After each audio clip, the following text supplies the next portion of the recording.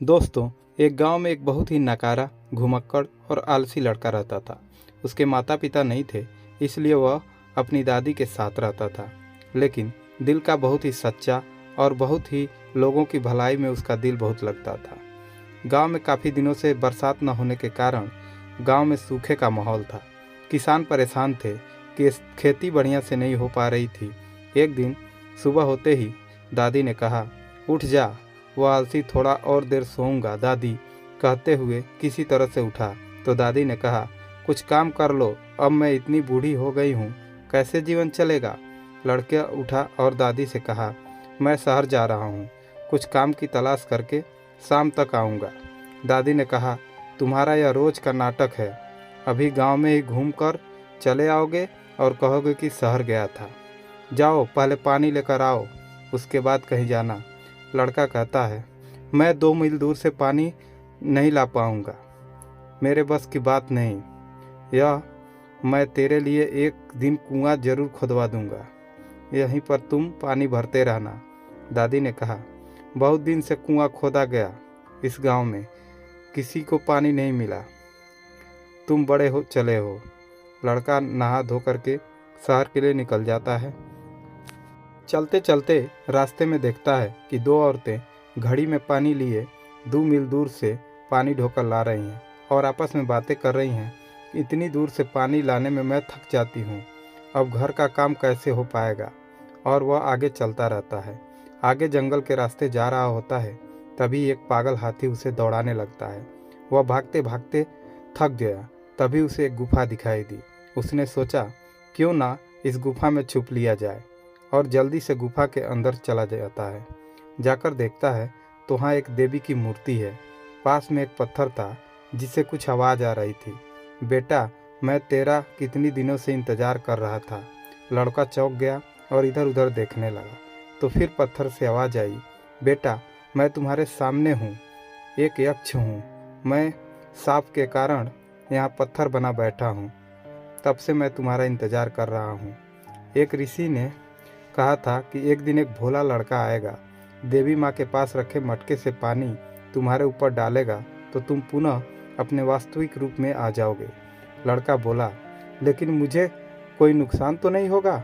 यक्ष बोला, नहीं बेटा, इसमें तुझे कोई नुकसान नहीं होगा। लड़के ने मटके का पानी उठाया और उसके ऊपर डाल दिया। वह अपने वास्तविक रूप में आ गया। यक्ष वास्तविक रूप में आते ही लड़के को बोला, तुम बड़े दिल के साफ हो, तुझे 2 वरदान देता हूँ। एक वरदान तुम दूसरों के उपयोग के लिए कर सकते हो और एक वरदान अपने लिए। लेकिन याद रखना, दूसरों पर उपयोग करने वाला वरदान अपने पर मत करना, और अपने पर उपयोग वाला वरदान दूसरों पर उपयोग कर सकते हो। इतना कह के यक्ष वहाँ से चले जाते हैं और लड़के गुफा से भी बाहर निकल जाता है। निकल कर सोचता है, अब तो शहर जाने में शाम हो जाएगी, क्यों ना घर चला जाए। और लड़का घर चला जाता है। आते ही दादी बड़बड़ाने लगती है, आ गया निकम्मा, शहर पहुंचा ही नहीं और गांव में घूम कर आ गया। लड़का कहता है, दादी बड़ी भूख लगी है, जल्दी से खाना लगा दो। लड़का अपनी दादी को सारी बात बताता है, लेकिन दादी कहती है, नालायक, मेरी कहानियाँ मुझ पर ही दोहराता है। मैं तुम्हें कहानियाँ सुनाती हूँ और वही चीज़ हमको बता रहा है। लड़का कहता है, सही में दादी, मेरे साथ ऐसा ही हुआ है। आज दादी कहती है, यह खाना खा लो और सो जाओ। सुबह लड़का देर तक सोया रहता है। दादी आवाज़ लगाती है, अरे अब तो उठ जा, मेरी तबीयत ठीक नहीं है, जा पानी भर कर ला, इतनी दूर से पानी नहीं ले पाऊंगा। लड़का कहता है, एक दिन प्यास से रहे तो मर नहीं जाएंगे। दादी कहती हैं, पानी भर कर लाना पड़ेगा, नहीं तो खाना कैसे बनेगा। लड़का कहता है, दादी क्यों ना हम उस यक्ष के वरदान से एक कुआं मंगा लें। दादी कहती है, नालायक, काम धाम तो करना नहीं है, चला है पूरे गांव की समस्या दूर करने। लड़का कहता है, मांग कर देखते हैं। दादी, मिल गया तो ठीक, नहीं मिला तो पानी भर के लाऊंगा। वह यक्ष को याद करके और अपनी दादी और गांव वालों के लिए एक कुआं मांगता है। तभी बाहर एक आवाज़ आती है।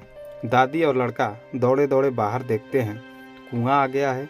लड़का कहता, देखा दादी, मैंने झूठ नहीं बोला था, अब जाओ भर लो पानी।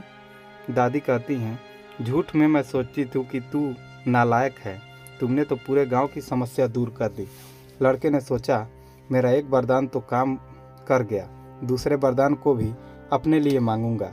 दादी ने कहा, बेटा इस तरह वरदान को जाया मत जाए देना, पहले खूब इत्मीनान से सोच समझ कर दूसरे वरदान का उपयोग करना। लड़के ने कहा, दादी मैं शहर जा रहा हूँ, वहाँ के रहन सहन देख करके, अमीर लोग कैसे रहते हैं यह देख करके ही मैं अपने लिए इस वरदान का उपयोग करूँगा और बहुत अमीर हो जाऊँगा। लड़का शहर गया। शहर में घूमते घूमते शाम हो गई। उसने शाम को एक देखा, बहुत बढ़िया इमारत थी। उसने सोचा, घर चलकर ऐसी ही इमारत और ढेर सारे दौलत दूसरे वरदान में मांगूंगा। घर के लिए निकलने वाला था कि उसका दोस्त रास्ते में ही मिल गया।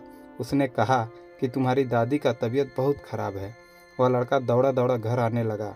रास्ते में देखा तो एक किसान गले में फंदा लगाकर गांव के ही एक बरगद के पेड़ के नीचे मर गया था।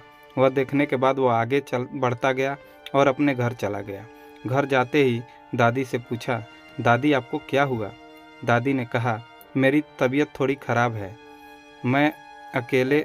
लेकिन लड़के ने कहा, दादी मैं अकेले नहीं रह पाऊंगा, इससे अच्छा है कि मैं दूसरे वरदान में आपको ही मांग लेता हूँ। दादी ने कहा, बेटा मैं कुछ दिन की मेहमान हूँ, लेकिन बारिश न होने के कारण किसान बार बार फांसी पर चढ़ने, इससे अच्छा है तुम किसानों के लिए बारिश मांग लो।